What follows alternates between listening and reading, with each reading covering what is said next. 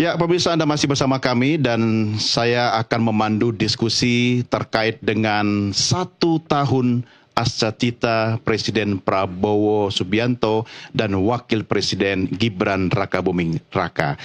Dan kami sudah menghadirkan narasumber untuk berdiskusi dalam dialog istimewa ini. Langsung saja saya perkenalkan, dari ujung sebelah kiri saya adalah seorang pengusaha nasional Indonesia yang juga Presiden Komisaris NT Corporation, Nurdin Tampu Bolon. Pak Nurdin, apa kabar?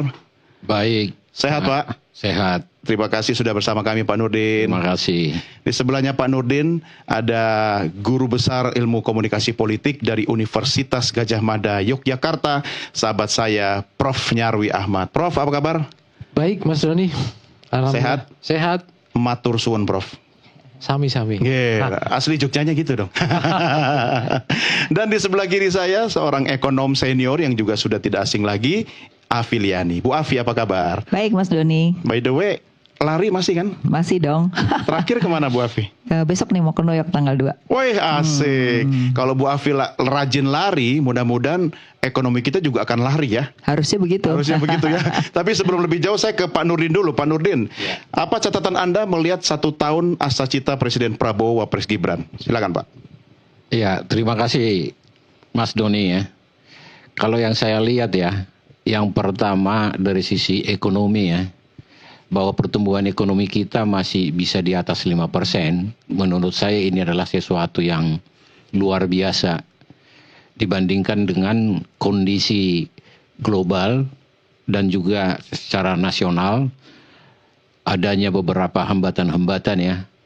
Ekonomi dunia sedang lesu, tetapi kita masih dapat tumbuh. Yang kedua, masalah law enforcement, penegakan hukum di Indonesia.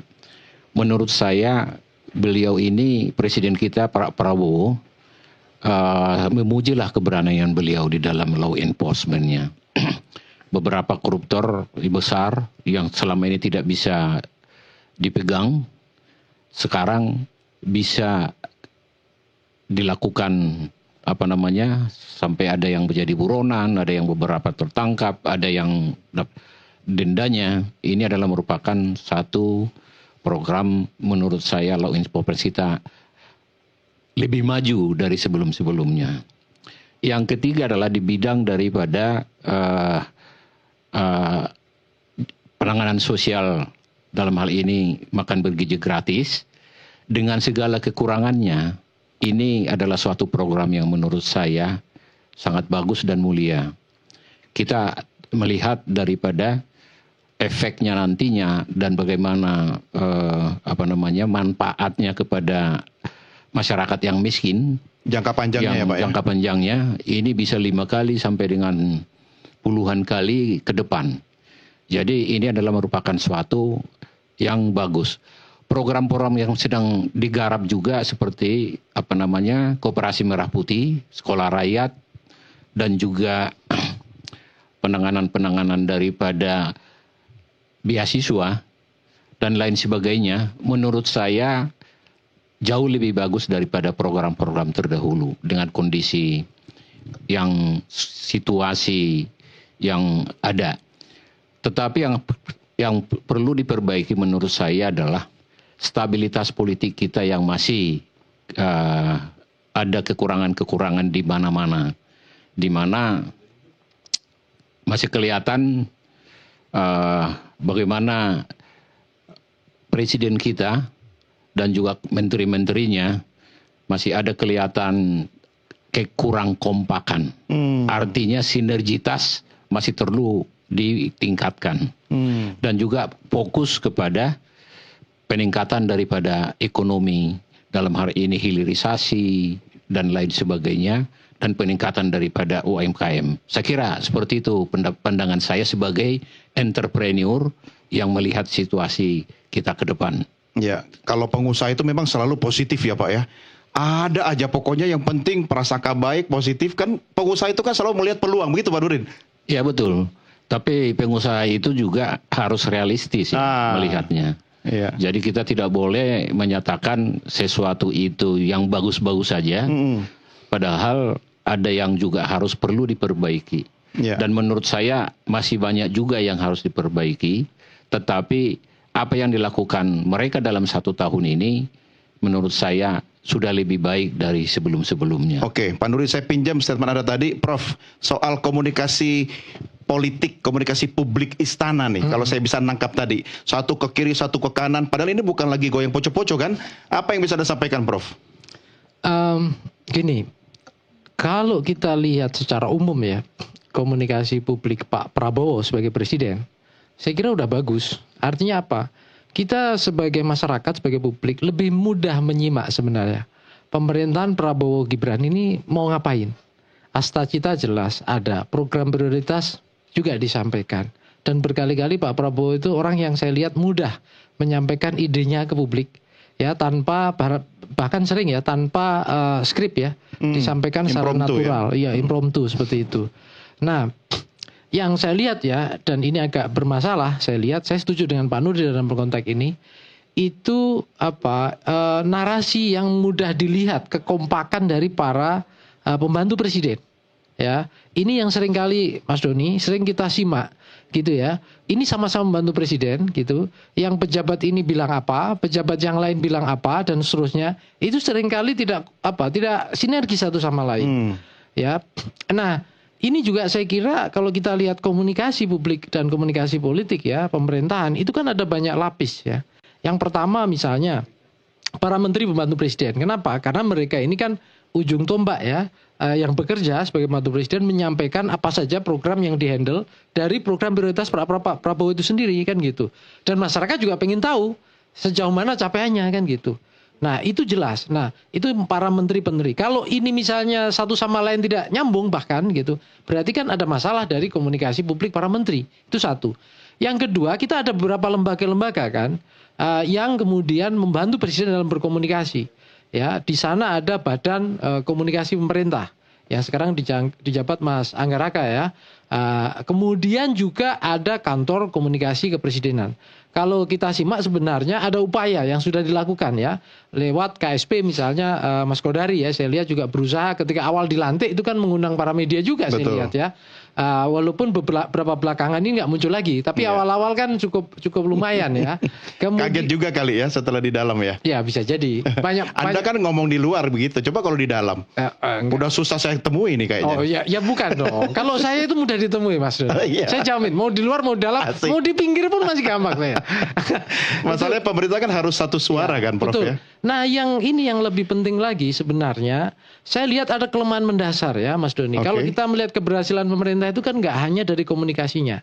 Kita bisa melihat dari hulu atau dari hilir. Hilir itu yang dirasakan masyarakat, hulu yang dideliver. Kalau dalam marketing itu kan ada supply dan demand ya. Masyarakat tuh maunya apa, pemerintah bisa ngasih apa, kira-kira kan gitu. Nah, yang saya kadang khawatir gitu ya, persepsi yang muncul di masyarakat ya, yang diharapkan masyarakat itu tidak sepenuhnya direspon dengan baik oleh para pembantu presiden. Saya percaya kalau Pak Prabowo itu ikut istilahnya menyimak terus. Buktinya kayak tadi pagi misalnya, itu kan ketika di Kejagung, itu kan beliau juga menyampaikan, ini kalau ada apa-apa selalu sampai urusan yang kecil-kecil maling ayam aja saya di-mention di medsos misalnya begitu. Artinya presiden ini menyimak. Berarti dia gitu. Aware ya. Nah pertanyaannya adalah bagaimana strategi dan pola kerja para menteri pembantu presiden gitu dan semuanya itu secara sistematis baik dalam komunikasinya gitu menyampaikan apa saja yang pernah dilakukan, apa yang sudah dicapai, apa agenda-agenda yang kurang dan seterusnya, menjadi target dan seterusnya gitu ya, pengen diwujudkan, ya pengen dideliver bahasanya gitu ya, atau apa yang dikeluhkan masyarakat kemudian direspon. Nah ini seringkali itu kurang nyambung secara sistematis menurut saya. Nah contoh lah ya, itu tidak akan muncul menurut saya yang kayak gini kalau dilakukan dengan baik. Itu nggak ada istilahnya demo-demo Agustus September kemarin. Maksud Anda masalahnya lebih utama itu muncul dari internal istana sendiri begitu Prof? Ya orkestrasi dan narasi komunikasinya belum dikelola dengan baik. Kan sebagai bukti pasca tuntutan 17+8 itu kan Pak Presiden melakukan reshuffle juga kan. Kemudian bahkan badan yang PCO itu diganti Badan Komunikasi Pemerintah. Ya kan? Nah, Badan Komunikasi Pemerintah pun kalau kita simak sampai hari ini itu kan pola kerjanya masih mencari format. Ya, baik di internal maupun keluar kan gitu. Iya. Nah, kita belum lihat nih apa saja gitu ya Mas Doni upaya-upaya yang akan dilakukan dalam 2 tahun ke depan. Kalau untuk 1 tahun ini saya kira oke lah, saya setuju Pak Prabowo dalam kadar tertentu sudah meletakkan fondasi. Memang berat. Kalau kita lihat Asta Cita dan program prioritas itu kan mimpi besar. Ya, mimpi besar sekali. Nah, pertanyaannya dalam 1 tahun saya kira mungkin baru fondasi-fondasi yang akan baru bisa diletakkan. Ya, misalnya contoh tadi yang dibilang Pak Nurdin, law enforcement misalnya. Tadi pagi kita simak kan di Konpres Kejaksaan Agung, itu kan upaya yang nyata gitu loh. Jadi Kejaksaan Agung ini contoh juga yang bagus. Saya lihat ya dari Mas Doni. Kenapa? Dia tidak hanya bahasa Pak Prabowo monomon. Gitu kan, law enforcement mana konkret, ini loh ya? Konkret kira-kira gitu kan gitu. Ya, Nah, bayangkan kalau para menteri gitu ya, kinerjanya, bukti kinerjanya itu bisa tunjukkan ke publik. Ya, tapi kan tidak semua kementerian seperti itu, konkretnya kelihatan kan? Oh enggak, konkret itu relatif dalam arti gini, misalnya contoh lah ya, kementerian terkait pertanian, kan itu ada angkanya Mas Doni. Iya. Misalnya contoh kesiapan pangan dan seterusnya. Saya kira banyak data, masyarakat juga bisa verifikasi kan gitu. Ya, Kemudian akses, contoh yang lain banyak saya kira ya. Kementerian Sosial banyak sekali yang bisa kita lihat, apalagi BGN. Wah, itu juga banyak sekali apa yang sudah dikerjakan kan gitu. Ya, tapi secara umum Anda mengapresiasi ya Prof ya. 1 tahun pertama ini. Oke, saya ke Bu Afi, ini kan soal fundamental ekonomi kita. Artinya kalau di tengah suasana ekonomi global kan memang seluruh dunia lagi merasakan suasana yang tidak terlalu bergairah begitu. Tapi optimisme Anda seperti apa? Setiap saya bertemu dengan Bu Afi juga selalu ada optimisme. Tapi kan indikatornya yang mungkin dari pemerintah itu tapi bisa dirasakan juga oleh masyarakat. Itu konkret dan jelas. Catatannya Bu? Iya, jadi gini, pertama adalah kita harus mengakui Pak Prabowo ini orang yang sudah selesai dengan dirinya sendiri. Jadi keinginannya ekonomi Indonesia itu memang untuk rakyat. Nah, tinggal penjabaran untuk rakyat ini yang harus hati-hati. Jangan sampai terlalu banyak yang populis, akhirnya membuat orang itu malas untuk bekerja, nunggu bantuan terus begitu ya. Harus ada jeda di mana ketika kapan BLT kemudian mereka diberdayakan sehingga mereka bisa mandiri gitu ya. Kemudian juga kelas menengah yang sekarang mulai turun akan ditambah BLT-nya, jangan sampai nanti keenakan gitu. Itu satu ya. Yang kedua, kita juga jangan lupa pemberdayaan swasta itu menjadi penting karena kontribusi PDB dari swasta itu cukup besar. Jadi kalau ini kan seolah-olah semuanya akan ditangani oleh pemerintah, ini berbahaya gitu. Kenapa? Jadi swasta tidak bisa bergerak padahal kita butuh 10.000 triliun untuk bisa mencapai 8%. 3.000 nanti bisa dari dalam negeri, tapi kan 7.000 kita butuh investor. Nah, investor itu kan pasti akan mencari partner dong di dalam negerinya siapa, proyek mercusuarnya apa yang mereka bisa kontribusikan gitu. Nah, ini yang harusnya ditunjukkan juga oleh pemerintah. Kalau yang untuk rakyatnya saya rasa luar biasa ya. Ingin kemandirian pangan sudah disiapkan untuk lahan-lahan gitu, tapi juga kan belum jalan gitu ya.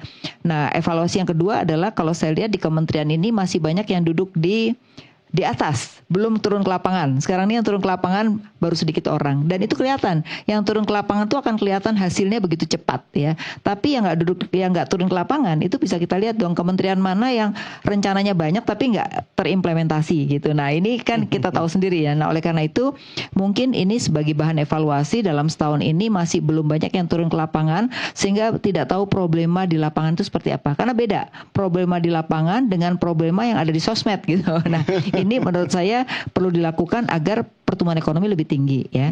Nah, yang ketiga memang harus diakui walaupun kita ada penurunan kelas menengah bawah yang pendapatannya menurun, tapi kita harus ingat bahwa atas dan menengah atas yang 70% kontribusinya itu yang tidak pernah kena pengaruh terhadap inflasi, tidak pengaruh terhadap berbagai persoalan-persoalan. Jadi itu yang akan tetap menumbuhkan 5%-nya gitu. Tapi untuk lebih dari 5% nggak bisa cuman ini. Ya, apalagi kita ingin Indonesia emas kan, itu harus meningkatkan pendapatan sebagian besar masyarakat agar kita bisa mencapai 10.000. Kalau sekarang kan baru 4.500, 5.000 turun lagi gitu kan. Jadi situ aja 4,5, 5.000 gitu. Tapi kita ingin sampai ke 10.000. Nah, untuk mencapai 10.000 itu dibutuhkan pendapatan yang semakin meningkat dari masyarakat kita. Makanya kenapa sekarang adanya program SDM, baik itu vokasional ya, program magang, itu kan keinginan untuk skill sehingga pendapatan mereka bisa meningkat ya. Juga produktivitas, saya belum melihat produktivitas kita bagus. Kalau dibandingkan negara lain, Indonesia termasuk yang rendah produktivitas tenaga Indikatornya kerja. gimana mengukur produktivitas? Iya, antara jam kerja dengan output, output, ya. oke. Jadi ini yang sebenarnya juga perlu diperbaiki kinerja. Kebanyakan healing katanya. Nah, itu dia. Nah, ini yang saya rasa juga perlu diperbaiki. Jadi kalau saya menilai sebenarnya dari sisi pertumbuhan sih kita masih pada level yang sama lah. Artinya masih bagus-bagus aja ya. Tapi untuk bagus sekali belum. Karena pertumbuhan ini masih pada level 5%, dan kalau kita lihat kontribusinya masih sama tuh antara konsumsi, investasi, ekspor impor dan government spending gitu ya. Nah, belum mencapai peningkatan yang signifikan ya. Oke. PR utama dari setahun ini adalah memang dari sisi demand yang menengah bawah tadi. Nah, makanya Menteri Keuangan sudah mengeluarkan salah satunya adalah pengurangan pajak bagi yang Ya. kena efisiensi kemarin, Ya. yaitu sektor pariwisata. Nah, ini harus segera diwujudkan. Karena kalau nggak diwujudkan butuh time lag. Time lag itu mungkin butuh 3 bulan, 4 bulan, jadi nggak kelihatan Ya, pada ya. saat ini ya. Terus yang kedua untuk UMKM juga akan diperpanjang. Yang 4,8 M itu adalah 0,5% itu bagus. Tapi kalau bisnis model UKM yang nggak dirubah, hanya UKM yang ada dikasih-kasih itu, terus kredit juga kur dikasih terus, ya banyak kredit macet. Kenapa? Karena UKM itu nggak ada yang naik kelas, tapi kreditnya ditambah terus. Nah, oleh karena itu perlu bisnis model yang berubah, di mana sistemnya insentif aja. Oh. Kalau perusahaan menengah besar itu mau berkolaborasi dengan UKM, kasih insentif. Nah, di mana mereka pasti akan punya kepentingan Betul. secara supply chain ya. Kalau pemerintah yang memberikan binaan itu nggak sustain. Kenapa? Proyekan soalnya. Iya, iya, Jadi iya. begitu uangnya habis, Selesai. proyeknya selesai, UKM-nya turun kelas lagi Iya. gitu. Jadi ini yang perlu dibangun. Kalau kita contoh negara seperti Korea Selatan dan Thailand itu membangun UKM-nya seperti itu. Jadi mereka kontribusi supply chain dan global value chain itu bisa 30%. Iya. Dan jadinya kuat ya. Betul, Usaha bundarannya kuat. Mereka kecilnya. naik kelas, income mereka juga naik gitu Iya, loh. iya.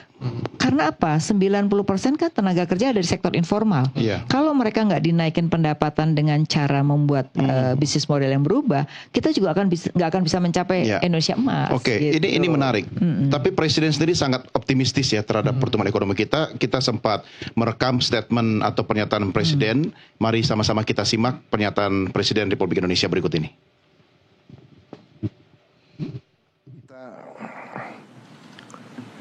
Mampu menjaga pertumbuhan ekonomi masih tetap tinggi dibandingkan seluruh dunia. Kita berada di 5%. Di antara negara G20, kita salah satu yang tertinggi dalam kondisi sekarang. Ya. Kita mampu menjaga inflasi di sekitar 2%. Salah satu terendah di G20. Ini juga berkat hasil kerja keras kita semua. Kita punya teknik-teknik memantau dan mengendalikan inflasi. Saya kira yang kurang diajarkan di fakultas-fakultas ekonomi. Ya baik, pemirsa kita lanjutkan. Anda masih bersama kami dalam Special Report 1 tahun Asta Cita. Saya kembali ke Pak Nurdin. Pak Nurdin, optimisme itu kan memang perlu ya. Dan pemerintah kan harus jadi contoh atau teladan. Tapi bagi pelaku usaha, mungkin selama 1 tahun ini masih ada hal-hal yang memberatkan. Atau yang menjadi penghalang untuk tumbuhnya investasi. Atau pengusaha-pengusaha yang sudah ada memperluas skup bisnisnya. Apa yang bisa Anda sampaikan, Pak? Ya, sebenarnya gini. Pemerintah sudah mencoba beberapa kemudahan-kemudahan ya. Misalnya regulasi sudah mulai mereka persingkat. Contohnya kalau kita lihat itu untuk makanan bergizi gratis itu sekarang sudah mereka bikin satu sistem single digital system untuk mengetahui siapa-siapa ini yang apa. Jadi sehingga nanti masalah daripada penyelewengan itu akan mudah dikontrol. Kemudian peraturan-peraturan daripada yang menghambat selama ini masalah investasi, masalah lahan, peraturan segala macam mulai dari daerah sampai ke pusat dan sebaliknya, ini sekarang sudah mulai dipermudah. Jadi hal-hal daripada regulasi ini sudah bagus. Kemudian program pemerintah masalah daripada hilirisasi ini adalah merupakan suatu program yang menurut saya harus diwujudkan. Kenapa? Karena kalau kita mendapatkan daripada pertumbuhan 8% itu, investasi seperti yang dikatakan Ibu Afi tadi, Ibu Afiliani tadi, itu di atas 10.000 triliun. Bahkan itu kira-kira 13 triliun lah. Jadi berarti 13.000 triliun rupiah. Bahkan ini kan harus dilaksanakan untuk bisa mendapat pertumbuhan 8% di atasnya. Tanpa investasi, bagaimana kita bisa? Nah, sekarang pemerintah sudah membuat satu namanya Danantara. Mudah-mudahan Danantara ini bisa melakukan fungsinya dalam mengefisienkan dan mempercepat investasi di dalam hilirisasi maupun di UMKM yang banyak dilakukan atau ditangani oleh pada masyarakat kecil. Apabila kedua UMKM dengan hilirisasi ini berjalan dan investasinya itu jalan, baru ada pertumbuhan. Tanpa investasi tidak mungkin. Nah, ini pemikiran ini sebenarnya sudah sepadan dengan bagaimana kita meningkatkannya. Tinggal sekarang dalam pelaksanaannya seperti apa. Kalau dibilang hilirisasi, harus hilirisasi yang benar. Bukan hilirisasi yang memanfaatkan relokasi industri dari luar ke Indonesia. Harus teknologi kita sendiri. Baru nilai tambahnya ada di sini. Tapi kalau relokasi industri asing, katakanlah dibawa ke Indonesia, nilai tambah tetap di mereka. Iya. Nah ini dia. Masalahnya perizinan kadang nih, Pak Nurdin. Banyak investasi asing PMA itu kepentoknya di situ. Ya kan, makanya dulu Presiden Jokowi, Presiden Prabowo juga artinya kan mereka semua sepakat bahwa penyederhanaan proses perizinan untuk investasi. Komentarnya Anda gimana? Ya betul. Ini yang saya katakan tadi, dari regulasi itu harus dilihat supaya bisa memotong daripada birokrasi-birokrasi, cost-nya itu jangan terlalu besar dan waktunya lama, orang bosan akhirnya tidak jadi-jadi. Nah, dengan Danantara ini dan juga regulasi yang sudah mulai disederhanakan, ini akan lebih mempercepat dari pendapatan dan daripada UMKM-nya, petani maupun para pelaku dunia usaha praktisi atau entrepreneur-nya. Jadi kalau kita lihat apa yang dilakukan oleh pemerintah, program-program ke depan ini sangat positif ya programnya. Tapi apakah pelaksanaannya ini bisa seperti itu? Bisa dilaksanakan dengan betul. Karena contoh soal aja kita bikin. Kita mengimport daripada mobil itu kira-kira 1.200.000 unit per tahun. Itulah devisa kita yang lari keluar. Apabila kita import itu mencapai ratusan triliun, bahkan sampai miliar seratusan miliar dolar. Kalau itu kita produksi, itu hanya membutuhkan daripada ore kita sekitar 5 juta ton ore. Produksi ore kita di tahun 2015 adalah 215 juta ton.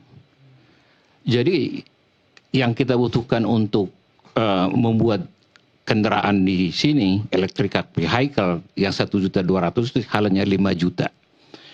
Jadi berarti terbawa keluar itu kan sangat banyak. Nah seperti itu contohnya, itu baru 1 tahun. Nah jadi kalau hilirisasi yang sudah dicanangkan oleh Presiden Prabowo Gibran ini jalan, waduh itu betul-betul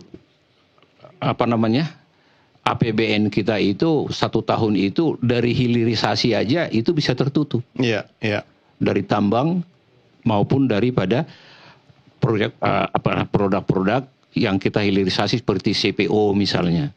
Kita hilirisasi sampai ke end produknya, itu seberapa nilai tambahnya. Kira-kira seperti itu. Oke, ya baik.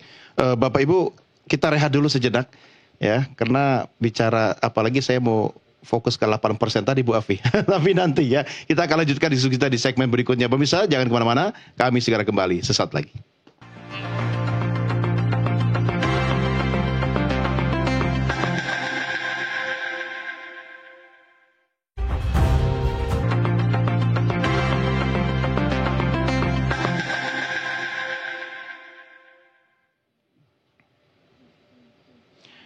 Terima kasih pemirsa, masih bersama kami dalam Special Report 1 tahun Ascacita Prabowo Gibran. Kita lanjutkan bincang-bincang kita. Bu Afi, ini analisa sederhana saya lah ya. Kan Presiden sangat optimistis pertumbuhan ekonomi 8% di tahun 2029. Tapi kan kalau kita bicara indikatornya, harusnya itu sekarang kita misalnya 6% gitu kan, tahun depan 6,5%, tahun depannya 7%. Nah, itu sederhananya saya. Apakah memungkinkan tahun depan masih sama dengan sekarang, 2 tahun lagi tiba-tiba 7,5% gitu Bu? Rasanya kalau saya lihat dari APBN yang ditargetkan pemerintah tahun depan tuh baru sekitar 5,3, 5,6. Jadi masih jauh lah ya. Masih jauh. Kenapa? Karena satu antara demand yaitu meningkatkan konsumsi dengan investasi itu selalu berhubungan. Jadi kalau demandnya nggak meningkat, biasanya investasinya tuh nggak signifikan ya. Kecuali kalau kita bicara investasi itu bicara orientasi ekspor. Sedangkan permintaan dunia kan sedang turun. Jadi kelihatannya untuk ekspor pun masih butuh waktu juga. Apalagi sekarang terjadi yang namanya proteksi di semua negara. Jadi bukan hanya di Amerika aja, hampir semua negara juga memproteksi negaranya agar tidak terjadi goncangan perekonomian. Jadi saya melihatnya kita sebaiknya inward looking. Jadi melihat demand domestik ini diperbaiki. Makanya kalau ada wacana PPN diturunkan itu sangat bagus. Kalau 11 misalnya jadi 8% itu sangat bagus. Kenapa? Karena itu akan meningkatkan demand yang signifikan ya. Sambil tadi menciptakan lapangan kerja. Nah, untuk lapangan kerja saya melihatnya gini, ambil sektor yang paling gampang untuk meningkatkan daya beli sebenarnya. Satu sebenarnya, kalau kita bisa menyelesaikan masalah pertanian, itu 30 juta petani naik kelas dalam arti pendapatannya naik, itu selesai kemiskinan. Karena kemiskinan paling tinggi itu justru ada di situ yang pertama ya. Nah yang kedua adalah kita bicara sektor yang kedua itu adalah kalau perdagangan itu tadi hubungannya adalah bagaimana kita membuat supply chain dengan perusahaan besar, selesai juga itu. Ada sekitar 15 juta angkatan kerja gitu. Jadi menurut saya harus dipilih mana yang bisa menaikkan pendapatan dari sektor ini gitu ya. Yang ketiga, UKM itu ada di sektor yang namanya pariwisata. Nah, pariwisata itu ternyata kalau dilihat dari subsektor pertumbuhannya tinggi tapi kontribusinya masih kecil. Artinya apa? Kalau pemerintah bisa concern, sekarang kan ada yang namanya 10 destinasi kan. Tapi kan nggak jalan di lapangan. Coba kalau concern pada 10 destinasi itu dari ekosistemnya diberesin, UKM itu akan hidup, maka dia juga akan naik kelas gitu. Jadi menurut saya 3 sektor ini aja diberesin, itu sudah bisa menimbulkan pendapatan atau peningkatan pendapatan dari masyarakat gitu. Jadi nggak usah kayak sekarang kan, kita mau kasih BLT-nya ditambah, akhirnya duitnya habis, tapi setelah habis duitnya ya udah turun lagi kelasnya gitu loh. Tapi kita harus bicara tentang sektor yang bisa menaikkan kelas dari masyarakat. Itu mungkin perlu prioritas ya. Nah yang keempat itu yang kita lupa adalah hilirisasi kan menjadi program utama ya. Tapi orang itu identik hilirisasi itu dengan pertambangan. Padahal hilirisasi itu juga dengan sektor berbasis non tambang juga gitu. Misalnya apa? Sekarang garment kita sama sektor sepatu itu udah hampir mati. Mereka itu cuma bisa marginnya 5%. Berarti kan ini harus kita beresin sektor ini untuk bisa mereka bisa bertahan dengan margin yang baik ya. Nah, investor tuh sebenarnya maunya apa sih? Kalau sekarang yang banyak datang, investor tuh pengennya di kawasan ekonomi khusus. Sekarang tuh yang lagi rame Batang. Batang itu mulai didatangin banyak investor karena menurut mereka cost-nya itu bisa dihitung berapa di sana. Lalu delivery barang pun sudah jelas ada yang jagain gitu. Mereka takut juga sama preman-preman gitu.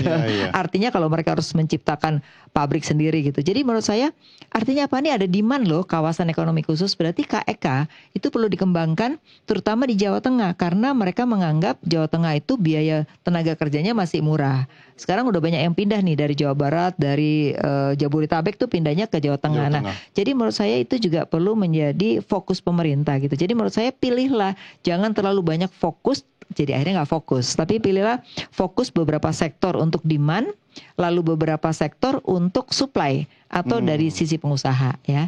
Nah ini yang saya rasa perlu dilakukan oleh pemerintah. Lalu kalau tadi Bapak mengatakan bahwa kekurangannya adalah bagaimana izin-izin yang sudah ada itu diimplementasi. Betul sekali Pak. Implementasinya yang belum jalan karena antar kementerian ini belum menciptakan satu ekosistem. Jadi orang tuh kalau mau izin ke departemen lingkungan sendiri, ke sini sendiri gitu, perindustrian sendiri. Makan waktu, tidak makan menjadi satu kesatuan yang dulu katanya di BKPM itu akan jadi satu kesatuan. Nah, ini nggak jalan. Nah, berarti ini belum ada yang turun ke lapangan ya. Makanya saya bilang tadi peraturannya udah banyak tapi belum turun ke lapangan. Bahkan kita di Kadin dan Apindo sedang diminta Menko Perekonomian untuk apa sih deregulasi yang dibutuhkan gitu. Nah, jadi mana yang menghambat itu akan segera diselesaikan. Nah, menurut saya ini harus cepat. Kalau kelamaan harus punya mindset entrepreneur kali ya. Nah, itu dia masalah. Gitu loh. Setuju sekali. Masalahnya birokrat itu tidak mau berubah. Jadi atasannya berubah terus, bawahannya nggak pernah berubah gitu. Iya, kan loyal pada. Betul. Harus dirubah, KPI-nya harus mulai dirubah. Jadi Kementerian Pemberdayaan Aparatur nih mulai juga harus merubah sistem insentif kepada ASN supaya juga birokrasi itu jalan. Sekarang ini birokrasi nggak ada yang jalan. Iya. Ini Prof, yang seperti ini nih yang harus dikomunikasikan dengan bahasa publik. Betul. Bukan sekedar bahasa istana. Bagaimana kemudian mengkonversi semua itu dengan bahasa-bahasa yang mudah. Contoh sederhana Prof, ya jujur aja kalau kita lihat media sosialnya kementerian dan lembaga, isinya seremoni kabeh tuh. Apa pentingnya buat publik, gitu kan? Apa manfaatnya? Mungkin itu satu hal yang dianggap sesuatu yang biasa, tapi bagi masyarakat itu harus ada perubahan. Komentar Anda, Prof? Yang pertama begini, nyambung dengan Bu Afi dan Pak Nurdin tadi ya. Komunikasi itu butuh leadership, butuh kepemimpinan. Pak Prabowo itu sudah menjalankan. Jadi banyak pola-pola direksional Pak Prabowo. Kan tinggal lanjuti sebenarnya. Melanjutkan apa yang dilakukan Pak Prabowo, kemudian tunjukkan gitu ya. Itu satu. Terus yang kedua, komunikasi itu juga selain leadership ada sistemnya. Nah, sistem ini itu kan juga perlu dibangun di dalam ya keseluruhan organisasi pemerintah tadi. Ya. Nah, yang ketiga itu juga budayanya. Nah, terkait budaya itu begini. Tadi misalnya birokrasi ya. Merubah mindset ya dengan model servant leadership itu sendiri PR gitu ya. Jadi menyambut kalau di perbankan itu kan paling leading ya, karena kalau perbankan nggak leading lah. Service excellence ya. Iya betul. Customer oriented ya. Iya betul. Customer oriented itu harus. Birokrasi kita udah melakukan itu servant leadership, tapi yang dilayani leadernya gitu loh. Iya maksud saya ini kan transformational leader itu Don. Ini kan dari atas sampai bawah standarnya sama. Yang tadi dibilang Bu Afi tentang KPI itu. Iya. Ya butuh training, butuh supervisor. Ada KPI tapi tergantung eselon 1 dan eselon 2-nya. Ya menurut saya itu semua level harus jalan. Oke. Kenapa? Karena itu gini, belum ada, Prof. Saya lihat belum maksimal dan belum sistematis. Sederhana aja misalnya perizinan. Orang kan kadang-kala gini lah. Orang tahu peraturannya, tapi kalau baca peraturan itu kan berlembar-lembar. Iya. Masyarakat itu kan simple. Bisa nggak sih satu slide itu intinya kami harus ngapain? Kan gitu. Yeah. Kalau baca peraturan perundang-undangan berlembar-lembar peraturannya banyak sekali kan gitu. Nanti kalau terlalu sedikit dianggap mereka nggak kerja, birokrasi nggak kerja gitu. Ya kan itu bisa disederhanakan dalam satu sistem yang simple kan Don. Nah maksud saya komunikasi dijalankan dengan cara tadi ya servant leadership juga gitu ya. Kemudian melayani dengan baik dan kemudian ini juga ditunjukkan dengan misalnya tadi kemudahan-kemudahan. Ya selama ini kan kita lihat ya itu kan seringkali nggak nyambung. Pemerintah seremonial mengklaim sudah melakukan ini. Kan seremonial sering seperti itu kan. Sementara masyarakat di medsos juga seringkali kita lihat dan di lapangan yang dipersepsikan beda. Loh, kok tidak seperti yang kami alami kan gitu. Yang ini yang menurut saya nggak bisa kita model pencitraan. Hanya sekedar ini nggak bisa. Ada gap dong. Anda mencoba mengatakan bahwa sebenarnya kepemimpinan nasional sudah memberikan keteladanan. Iya. Tetapi implementasinya tidak sesuai yang kita harapkan. Iya. Berarti ada semacam penghalang. Siapa atau apa yang mungkin bisa menghalangi komunikasi? Belum nyambung dan belum dilakukan secara terintegrasi ya leadership komunikasinya. Saya contohkan gini aja. Saya contohkan ya Don ya. Danantara misalnya Pak Prabowo sudah punya visi tentang Danantara. Ya penggerak ekonomi nasional. Oke? Itu kan clear. Kemudian di situ banyak CEO, ya kan? Dan juga melakukan banyak hal, ada restrukturisasi dan seterusnya. Tapi yang kita munculkan apa coba? Ada justru keluhan kan, ini kok masih di bawah sudah diatur, kira-kira gitu. Yang ini, ya kan kita dengar itu kan gitu. Mestinya kan nggak seperti itu kan Don. Mestinya gini loh, ini visi misi super holding, oke? Dalam leadership communication berarti apa? Indo bawah perusahaannya juga visi misinya nyambung. Mengkoreksi visi misi aja belum tentu, apalagi menjalankan implementasi. Tadi kata Pak Nurdin kan gitu. Apalagi bicara outcome, produk, ya kan gitu. Jadi misalnya oke, yang ini Garuda diginikan treatmentnya, yang ini gini, yang ini nanya kenapa Garuda yang di treatment, yang ini tidak. Banyak kan pertanyaan yang lucu-lucu gitu ya. Nah, ini contoh ya bagaimana leadership communication itu harus dijalankan gitu loh. Termasuk di berbagai yang lain. Ini di sektor ekonomi, ini di sektor sosial pelayanan, ini di sektor kesehatan. Bayangkan kalau masyarakat itu dapat gambaran, ini loh produk nyata yang hasil kerja para pembantu presiden yang sudah disampaikan, dijalankan di masyarakat. Jadi bukan hanya sekedar apa istilahnya makan bergizi-gizi saja. Enggak, yang lain saya kira juga jalan. Kan gitu. sudah ada kantor komunikasi, badan komunikasi pemerintah sekarang. Badan loh levelnya. Jadi harusnya udah lebih bagus dong. Iya, tapi ya mohon maaf Mas Pak Angga ya.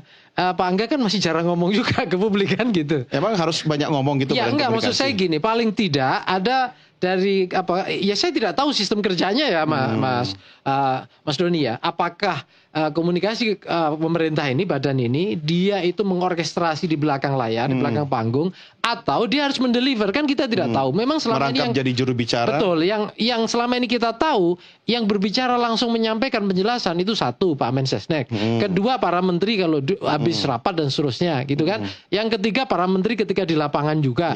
Nah, yang keempat termasuk KSP. Yang kita lihat juga beberapa. Sekap juga. Nah, maksud saya adalah ini kan pecahan-pecahan informasi yang seringkali di masyarakat menjadi susah paham, gitu loh. Jadi gini, terbukti gini lah kira-kira. Gap ini terjadi, kita bisa lihatnya gini.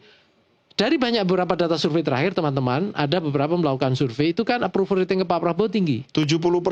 80-an ada. 80-an ya? Ada ya, punyanya Poltreking itu 80-an. 80%. Wapres lebih, misalnya 74 atau berapa. Tetapi menteri, kita lihat, kan sangat kecil sekali. Jomplang ya? Jomplang sekali. Padahal mereka bagian dari perahu yang sama. Betul. Padahal yang ideal, oke lah jomplang. Yang visible itu presiden, tidak ada visi misi menteri, yang ada visi misi presiden. Oke, tingginya segitu. Tapi menteri kan juga muncul kan. Meskipun tidak merata, ada kementerian yang masyarakat susah paham. Karena apa? Stakeholdernya internasional, misalnya Menlu, ya kan? Tapi kalau Menteri Pertanian, Menteri Sosial, Menteri Pendidikan, dengan masyarakat, dan seterusnya itu kan semua masyarakat bisa lihat. Kasihan dong ini, Bappenas Kementerian Perencanaan Pembangunan kan nggak ada urusan sama publik itu. Ya, tapi kan tugasnya merencanakan kan. Tapi maksud saya kira-kira itulah Don. Iya, menarik ya. Tapi ada satu hal penting juga ini karena soal data tunggal, sistem data tunggal ekonomi sosial nasional ya. Ini perlu kita diskusikan. Coba sebelum diskusi saya ingin mengajak Anda, mari sama-sama kita simak statement Presiden terkait hal ini. Pemerintah kita sekarang punya satu sistem data tunggal sosial ekonomi nasional, DTSEN. Untuk pertama kali. Sekarang tidak ada kementerian, tidak ada lembaga yang boleh pakai datanya sendiri-sendiri. Satu data. Ini kita ingin meningkatkan ketepatan dalam aliran bantuan-bantuan sosial. Data yang keliru bisa mengakibatkan penghamburan uang. Data yang keliru bisa mengakibatkan mereka yang berhak menerima bantuan tidak menerima. Mereka yang tidak berhak menerima. Jadi ini saya kira arti strategis daripada data tunggal sosial ekonomi nasional. Ya, baik, kita lanjutkan diskusi kita. Pak Nurdin, ada komentar soal yang disampaikan Presiden tadi? Ya, terima kasih Mas Doni. Jadi gini, dari dulu ini sebenarnya sudah ada rencana single map solution itu ya. Jadi bukan hanya di sosial. Jadi misalnya data daripada kehutanan kita itu harus sama mulai di BPN-nya, pertaniannya, PU-nya untuk infrastruktur dan juga dari segi keamanannya.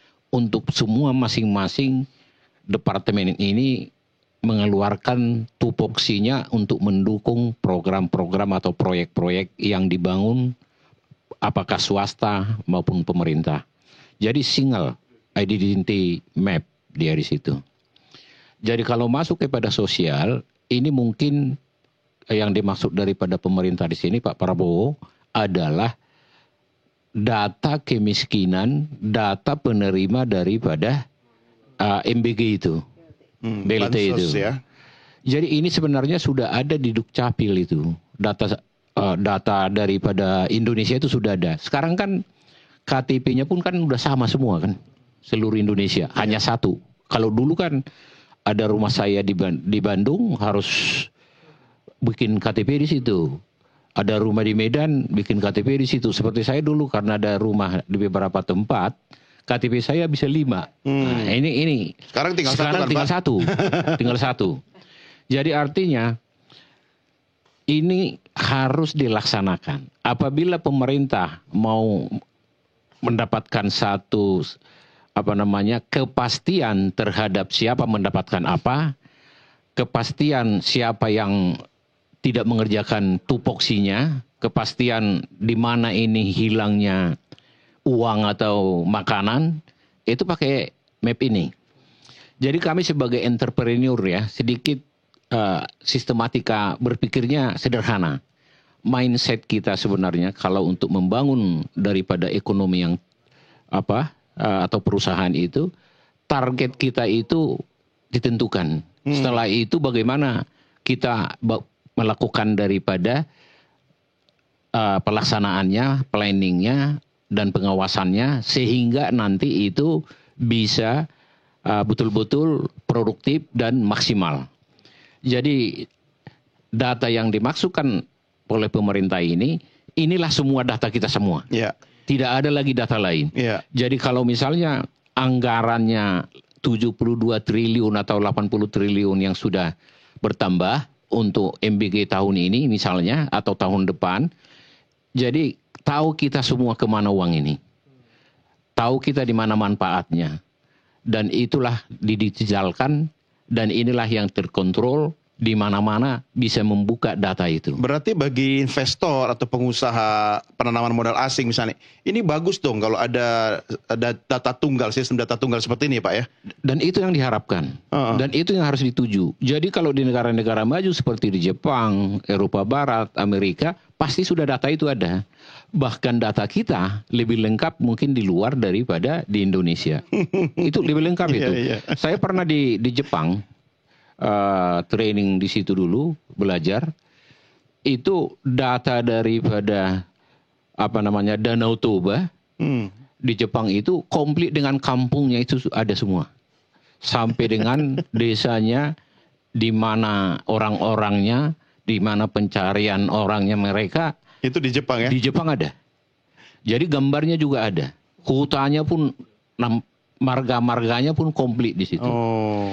Jadi sebelum mereka masuk ke investasi itu, data ini yang mereka pakai sehingga strategi yang mereka terapkan itu tepat sasaran untuk mencapai produktivitas yang maksimal. Seperti apa yang dikatakan Ibu Apiliani tadi.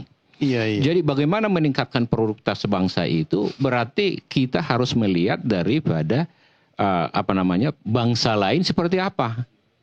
Kalau produktivitas kita misalnya cuman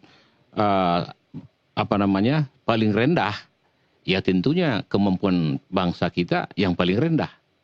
Tetapi kemampuan daripada bangsa kita itu sebenarnya lebih baik dari bangsa lain, cuman tidak didukung dengan data, tidak didukung dengan pendidikan dan strategi-strategi yang dilakukan. Inilah yang dikatakan beliau ini tadi, bagaimana komunikasi daripada para menteri atau stakeholder lainnya. Jadi kira-kira seperti itu. Ya, saya setuju Pak Nurdin, Bu Afi.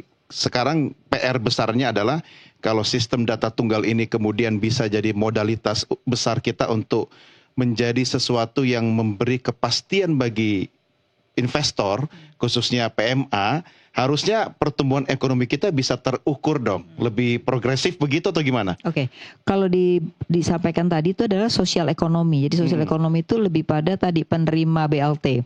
Tapi bagaimana data-data yang berkaitan dengan sektor pertanian, kehutanan, itu yang sebenarnya yang dibutuhkan investor. Karena kan investor pasti kalau ke sini tahu lahan, statusnya lahan seperti apa. Nah, itu yang belum ada. Betul. Jadi kita tuh dulu punya yang namanya, jadi setiap daerah itu sudah jelas peruntukan peruntukannya untuk apa itu jelas. Tapi seringkali nanti di dalam pemerintah daerah itu peruntukannya bisa berubah. Iya, RT RW-nya. Iya betul. Jadi Jadi ganti wali kota ke bupati berubah lagi. Nah itu, jadi menurut saya yang seperti ini harusnya nasional, tidak boleh diserahkan kepada gubernur atau daerah. Karena kita tuh nggak, kalau lewat dari sekian hektar dikasih kepada gubernur ya udah hancur gitu. Nah ini yang bisa merusak lingkungan Iya, sebenarnya. betul. Jadi satu adalah menurut saya bukan hanya sosial ekonomi tapi seluruh data, bahkan antara perdagangan dengan pertanian itu juga harus hari satu. Ini kan sekarang terjadi nih, kata pertanian, oh ini nggak butuh import karena produksi ada. Tapi kata perdagangan ini perlu import karena datanya menunjukkan kekurangan. Akhirnya tuh terjadi benturan. Nah, karena apa? Karena tidak satu data. Jadi kalau satu data menurut saya bukan hanya sosial ekonomi tapi seluruh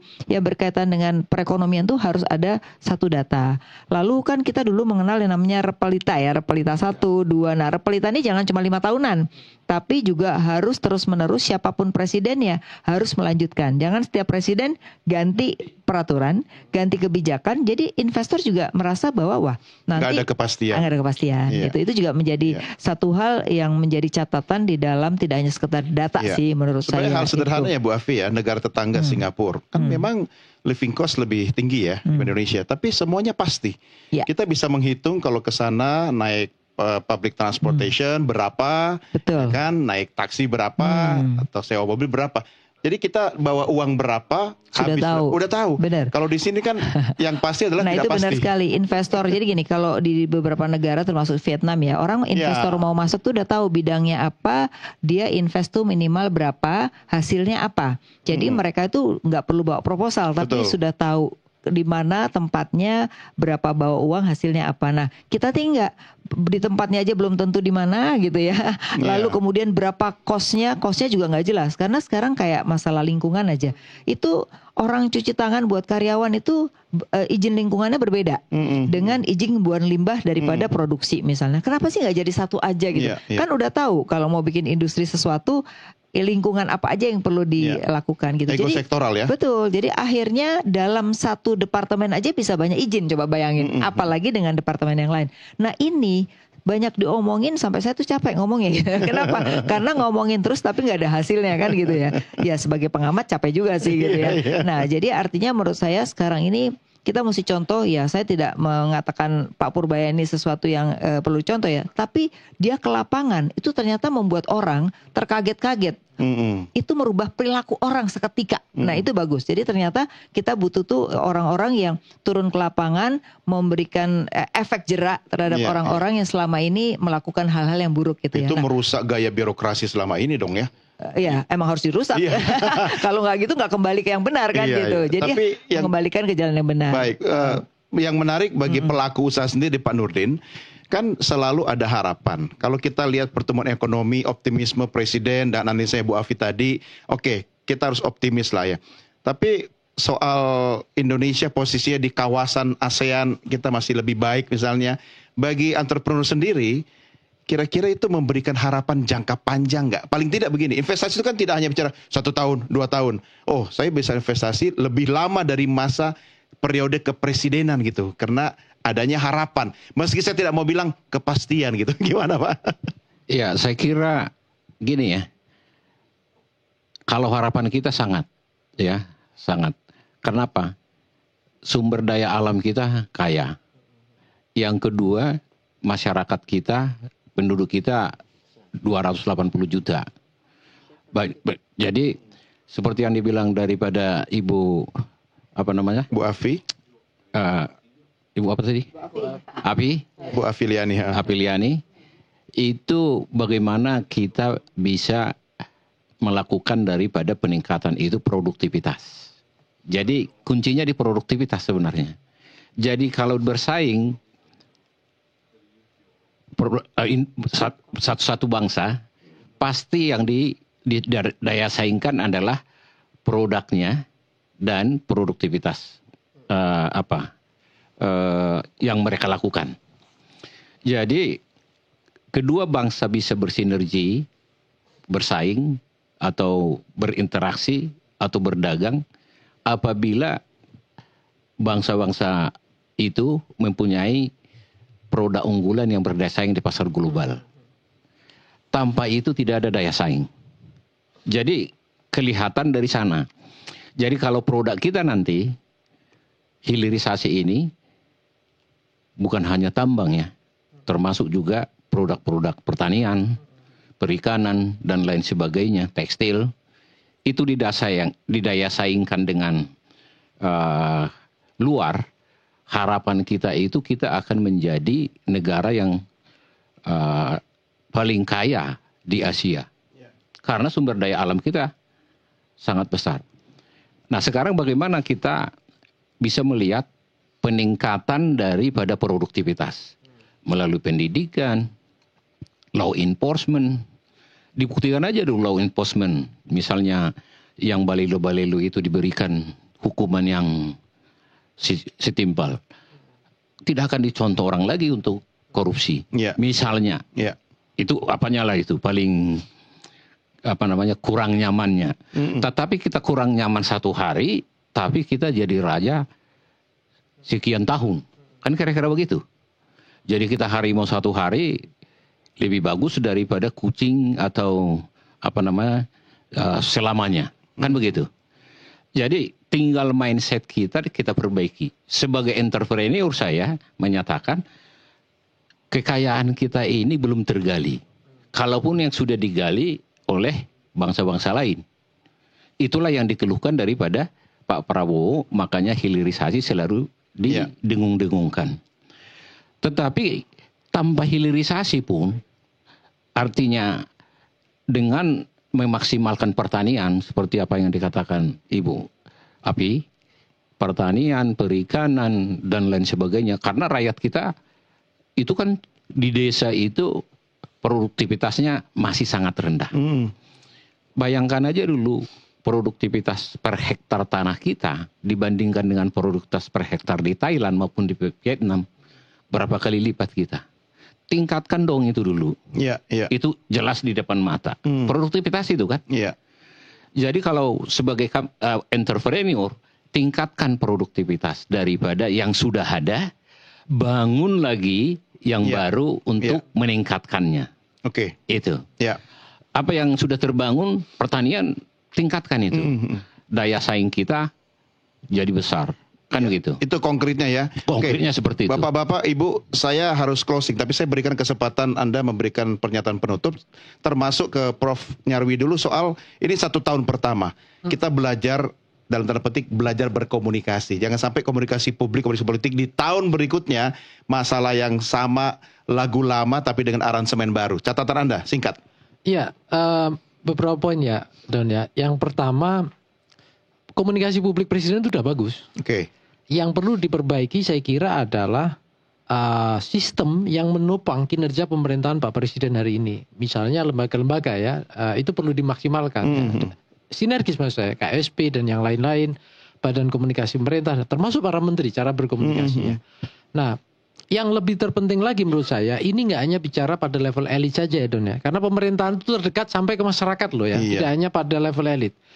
Nah, ini membutuhkan budaya dan mindset. Apa itu kira-kira? Tadi saya setuju dengan Bu Afi dan juga Pak Nurdin aspirasi apa yang disampaikan.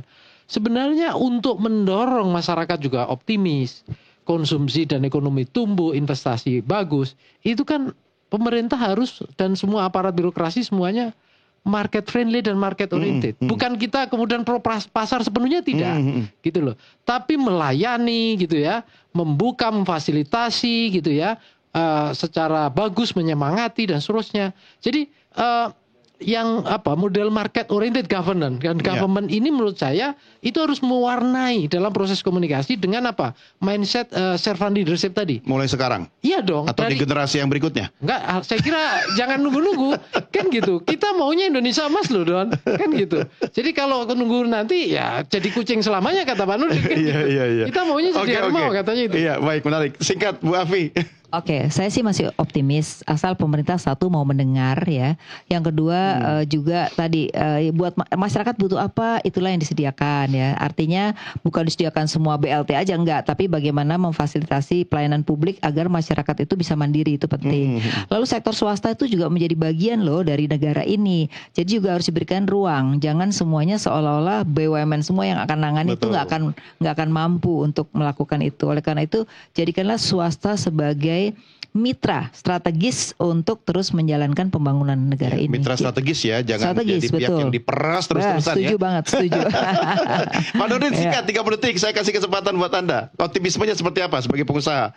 Ya, optimisme saya sebagai pengusaha bahwa jangan ada dusta di antara kita. Asik. Artinya di tiap kementerian sinergi dengan kementerian lainnya, fokus untuk satu tujuan. Ya. Dan semuanya melihat daripada kepentingan bangsa, kepentingan masyarakat. Dan melakukan daripada pembenahan-pembenahan untuk bisa meningkatkan produktivitas bangsa. Oke. Mulai dari pendidikan, fasilitasnya, Ya. research and development-nya itu harus ditingkatkan. Karena teknologi kita harus kita miliki sendiri, bukan relokasi industri lain ke sini. Udah pengalaman kita sudah berapa kali relokasi itu setelah tidak menguntungkan lagi mereka lari lagi. Jadi itu hanya sementara saja relokasi itu. Oke. Jadi kalau kita harus memiliki teknologi, baru kalau seperti itu kita bisa menjadi nomor satu mungkin di Asia.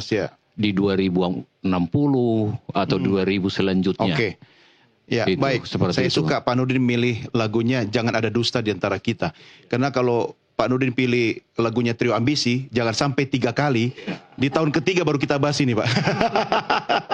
Pak Nurdin terima kasih, Prof Nyarwi terima kasih, Bu Afi terima kasih. 1 tahun Asa Cita Prabowo Gibran kita akhiri sampai di sini. Kita akan kembali mengikuti beragam berita lainnya dalam NTV Prime. Saya Doni Regeza, terima kasih. Sampai jumpa.